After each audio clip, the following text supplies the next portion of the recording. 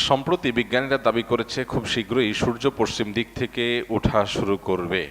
তাহলে কি আমরা কিয়ামতের দ্বারপ্রান্তে রয়েছি? যে কোনো সময় উল্টে যাবে পৃথিবীর চৌম্বক মেরু, আর মেরু উল্টে গেলে উল্টে যাবে দিকও। ফলে সূর্য উঠবে পশ্চিম দিকে। সূর্য পশ্চিম দিক থেকে ওঠার আশঙ্কা করছেন অনেক বিজ্ঞানীরা।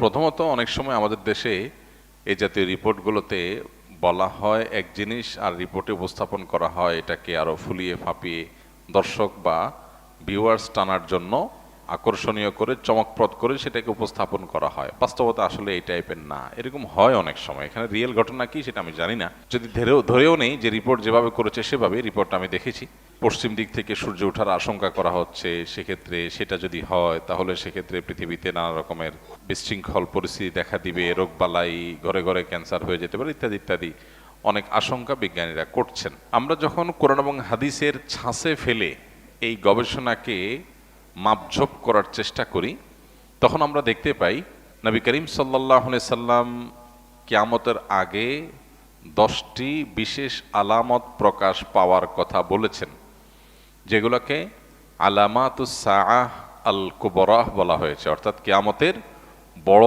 বড় আলামত হিসাবে আখ্যায়িত করা হয়েছে। এখানে বড় আলামত বলতে কিয়ামতের একেবারে শেষ মুহূর্তে এসে যেগুলো দেখা দিবে সেগুলোই বড় আলামত, আর যেগুলো অনেক আগে থেকে দেখা দিবে সেগুলো ছোট আলামত।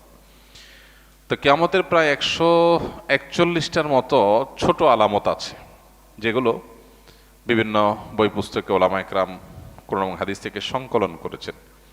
সৌদি আরবের একজন আলেম ডক্টর মোহাম্মদ আল আরিফি, তার একটা কিতাব আছে, সেখানে তিনি আলামাতুস সাআত এই 141 সবগুলোকে একত্র করেছেন। নেহায়াতুল আলম তার সেই বইটার নাম, আরবিতে বাংলা অনুবাদ হয়েছে।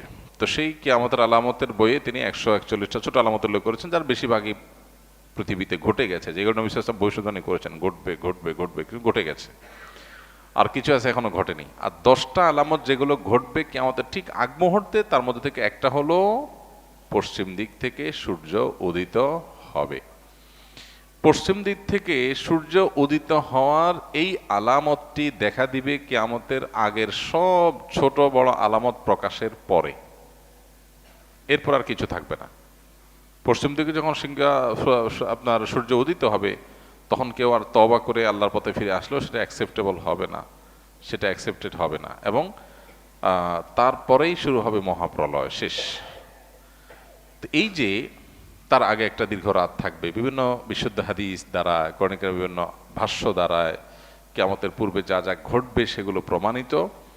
সেই আলোকে আমরা বলতে পারি, যেহেতু কিয়ামতের ওই যে আলামতগুলো এখনো দেখা দেয়নি, ইমাম মাহদির আবির্ভাব, ঈসা আলাইহিস সালামের আবির্ভাব, দাজ্জালের সাথে সংগ্রাম, ইয়াজুজ মাজুজের সাথে সংগ্রাম, আরো বহু বিষয় রয়েছে যেগুলো কিয়ামতের আগে ঘটবে। সর্বশেষ আলামত হবে এটি।